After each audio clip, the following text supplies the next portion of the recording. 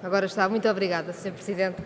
Sr. Primeiro-Ministro, em debates anteriores em que discutimos questões europeias, manifestei toda a solidariedade do Bloco de Esquerda para com o trabalho que o Governo estava a fazer para ultrapassar os obstáculos europeus à recapitalização pública da Caixa.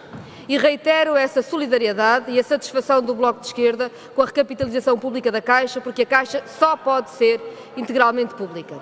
Mas da mesma forma lhe digo que tem a integral oposição do Bloco de Esquerda aos salários dos gestores da Caixa Geral de Depósitos. Não é para o Bloco de Esquerda aceitável que uma administração da Caixa Geral de Depósitos tenha de ter salários milionários. Nós não vamos discutir com a direita se o Presidente do Conselho de Administração da Caixa deve ganhar 4 ou 5 vezes o que ganha o Primeiro-Ministro e se esse salário deve ser determinado por salários interiores ou por mercado.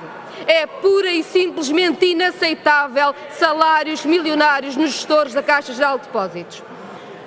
Se um salário ao nível de Primeiro-Ministro e a própria consciência da responsabilidade das funções não são suficientes para garantir a qualidade e o desempenho na administração da Caixa Geral de Depósitos, então nada será, porque nós não acreditamos que a Caixa Geral de Depósitos e o seu Conselho de Administração tenham mais responsabilidades que um Primeiro-Ministro ou que um Governo.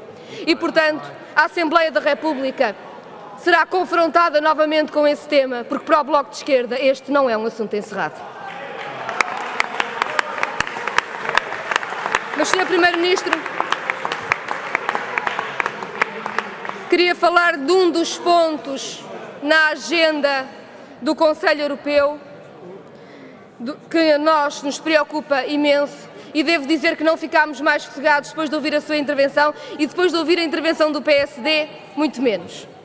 Parece-me que nunca aprendemos nada sobre o que tem acontecido com os tratados e acordos a que Portugal se submete. Entendamos, o acordo comercial com o Canadá, o chamado CETA, é um acordo que retira soberania ao nosso país.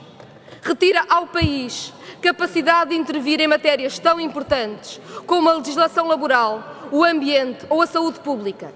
Quem tenha alguma dúvida sobre esta matéria, lembre-se que por causa de um acordo semelhante, a multinacional do tabaco, Philip Morris, processou o governo do Uruguai quando o governo do Uruguai quis impor medidas de saúde pública para combater o tabagismo. Estes acordos comerciais são muito mais do que acordos comerciais. É retirar soberania ao nosso país. E o acordo comercial com o Canadá, o CETA, é de facto o acordo comercial com os Estados Unidos, o TTIP, a entrar pela janela, porque as manifestações contra o TTIP eram bastante fortes à porta.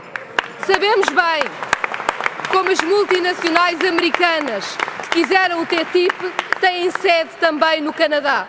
E, portanto, o acordo com o Canadá é exatamente o mesmo que o acordo com os Estados Unidos da América e o que estes acordos comerciais fazem é retirar soberania ao nosso país e isso é inaceitável. Eu lembro, para quem acha que o discurso do Conselho Europeu é ultradefensivo, quando nós achamos verdadeiramente imprudente que o Parlamento da Valónia, uma região da Bélgica, já disse que não aceita a ratificação pela Bélgica deste acordo. O Tribunal Constitucional alemão já veio dizer que tem muitas dúvidas e que este acordo não pode ir assim sem mais para a frente. Portugal tem que se juntar às vozes da prudência contra a perda de soberania e o ataque a direitos laborais, à saúde pública e ao ambiente. E eu lembro que quando o nosso país foi rápido a aprovar tratados e acordos que nos retiravam soberania, a seguir arrependemos-nos sempre. E quando hoje vemos Portugal confrontado com um processo de sanções por causa do tratado orçamental, temos que lembrar como PS e PSD quiseram ser os primeiros da Europa a aprová-lo e o que isso significa hoje.